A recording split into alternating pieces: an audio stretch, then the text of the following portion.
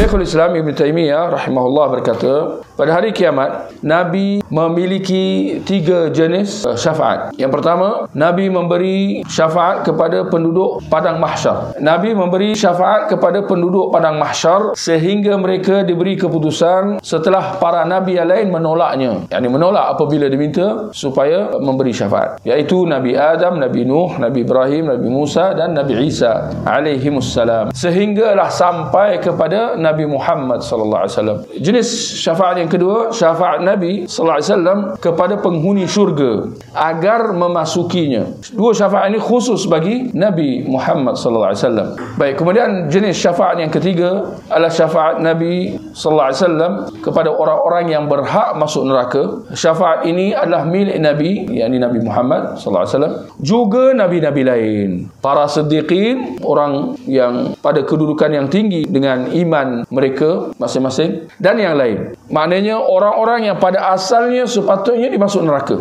bukan kerana kekufuran tetapi kerana kesalahan dosa.